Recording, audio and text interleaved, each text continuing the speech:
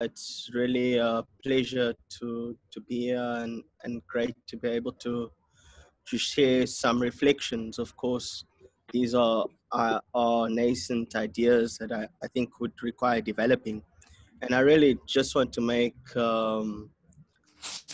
or 7 points if I have enough time. Um, and I'll try and run to them briefly. The first point is really in the context of COVID-19. Can you guys hear me okay? A thumbs up? Thanks. So I think within the context of COVID-19, we see the disproportionate impacts that it has, both in terms of health, the economic, the social impacts that it has on precarious groups in the global north and the majority of people in the global south. So I think, and we can see this manifesting itself in a variety of ways. I think if you think about refugees, immigrants, foreign nationals, and so on, black people in many countries, these are the ones who are not getting access to adequate health care, but also don't have sufficient safety nets to be able to absorb the massive socioeconomic costs of this crisis that we see really recurring as a result of years of structural adjustment programs in the global south that's eaten out the public sector, hollowed out the public sector, hollowed out state capacity um, in a big way. And of course, this has begun to happen in countries in the global north as well. So that's really the first point. And so really the first point is to say that in the context of COVID-19, we have seen the spotlight been put on many of the inequalities that we've seen existing and how these inequalities have very racialized, gendered manifestations. And I think this is really linked to the second point that I'd like to make, which is about capitalism as a global regime of accumulation and exploitation and oppression that, of course, has different ways of manifesting itself at a national level. But I think it's important to emphasize the global nature of capitalism, as this is, of course, the way capitalism comes into being in a racialized way, as a lot was spoken about yesterday. And I think even though a bit different to the slave triangle that we saw in the 16th century, now if we look at global value chains, if we look at incomes and profit, as Soma was talking about, then we of course see that surplus value is extracted especially from countries of the global south. Not that it's not happening in the global north, but I would say it's a type of hyper exploitation, not only in terms of labor, but also in terms of the deep extractivist industries that many countries in the global south are dependent on. And of course, the ecological ramifications that comes with this. And of course, underlying all of this is the continued unpaid social reproductive labor, predominantly by women, and the largely underpaid, no benefits done by care workers, also largely done by women. And in South Africa, for example, we've become so dependent, or we've seen how dependent, rather, we are on community health workers, 95% of whom are women, and who are completely really disregarded by the state. So I think that's the second point, is to look at how the kinds of inequalities that we've seen manifest itself and intensify today is really located within this global system of accumulation that and therefore the concept of racial capitalism is not only descriptive, but it also helps us to understand how surplus value is extracted today. And of course, this once again intensifies the notions of combined and uneven development that we've seen going on for some time. And together, these three things, these two things for me, really what we're seeing is the intensification of the social crisis, the deepening of the social crisis faced by precarious people, working class people all over the world today. And I think that when you locate this context, this deepening social crisis within the context of the third point, which relates to the state of the balance of forces, the state of organization, and the state of working class consciousness. And I think in the world we've seen, and in South Africa, which is often hailed for its radicalism, we've seen a massive waning of working class consciousness, of working class organization. And by working class and precarious, I mean types of struggles, anti-capitalist struggles, socialist struggles that we need. And that includes the devastating impacts that neoliberalism has had on the trade union movements that we've seen around the world, and the massive rise of permanent mass unemployment.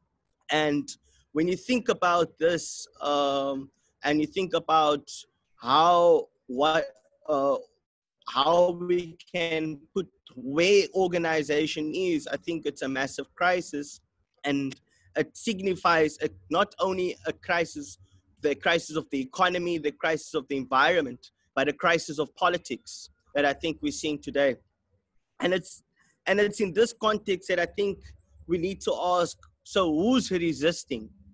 Who's organizing? And I think that we're seeing around the world huge amounts of small, but starting to be big types of resistance against racism. And we're seeing a fight back and the resurgence of Black Lives Matter and a development of Black Lives Matter 2.0. And we see a rise of feminist struggles against patriarchy and gender-based violence around the world. And I think we also are seeing massive struggles against extractivist industries where not only indigenous people are reclaiming their lands, demanding that land is not used for a deepening of the extractivist industries, but it is used in order to support people's needs and well-being. And these are really the struggles that are existing. And contrary to some on the left who want to dismiss these struggles for being solely identity struggles, these struggles are deeply anti-capitalist. And I think that while uneven, we have to recognize the embers of anti-capitalist formations within these struggles, how comrades from the Black Lives Matter movement today are waging strikes against Amazon, one of the main transnational corporations responsible for heinous profiteering, profit shifting, and massive exploitation of people and oppression of people. And I think similarly, when we look at feminist struggles who are linking feminist struggles to racist struggles and struggles in relation to social reproductive labor. And of course, we can say similarly in relation to struggles against extractivism linked to ecological struggles and for eco-socialism. So the question for the left then is how we can relate to these struggles in a meaningful way. But more than that, I think it's to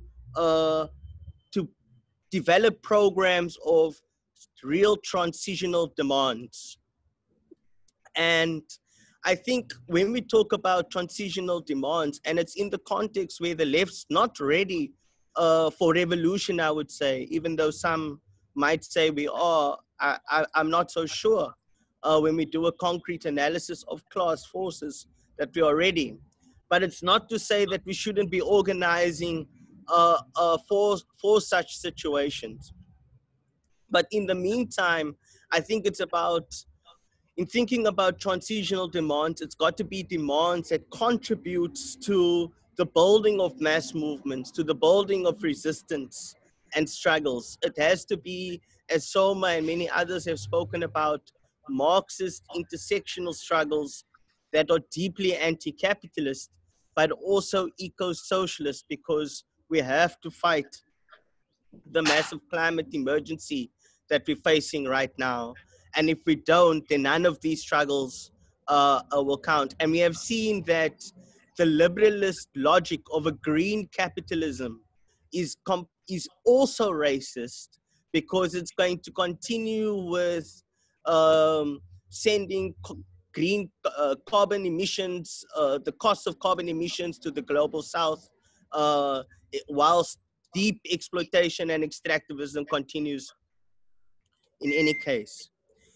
The last points I'd really like to make, that I didn't spend too much time speaking about South Africa, although I think it's useful to sometimes talk about South Africa in particular, but also not, because we need to think about these things globally, internationally, and how exploitation and oppressions are intersecting, but also rooting it within our national movements and struggles.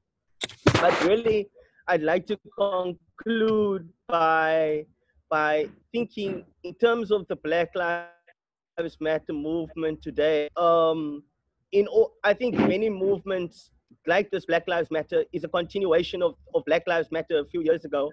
And I think that is a continuation of the movement in Occupy. And I think that when we must see struggles, we really have to see it as building on past struggles, building on the giants, on the thought works of giants before us, as we extend it and deepen it today for our context and for our struggles. But I do think that there's lessons to be learned, for example, from the Black Panther movement, and how they were able to wage not only struggles against the state, resistance against police oppression, but they were also able to show new ways of living, new ways of resistance. And when I think about the 10-point program, the ideas of feeding schemes, breakfast schemes for kids, education programs. I think these are the kinds of things, these are the types of politics and culture, the importance of sports, culture, art, and that we need to ensure that these things that have been appropriated needs to be taken back by working class and precarious forces, reappropriated, as we wage struggles for a new tomorrow today. And so beyond the Black Panthers, I think in South Africa, there's lots of lessons we can also draw from the Black consciousness movement. And just to say that I wasn't born yet, but learning from comrades that we engage with, we know that many on the radical left cut their cloth with the Black consciousness movement, who many have often seen incorrectly as a narrow identitarian movement, simply Black essentialist movement, rather than with the traditional communist or Marxists in South Africa at the time, in the 1980s, in the anti-apartheid struggle. And this is really because the Black consciousness movement was the ones who were waging struggles, were the ones who were at the forefront of resistance, were the ones who were facing bullets and deep oppression. And I think that today the radical left must continue to cut their cloth with those who continue to resist capitalist oppression and exploitation today. Thank you, comrades, for the time. And I really hope that we will have some deep and robust conversation. Amandla.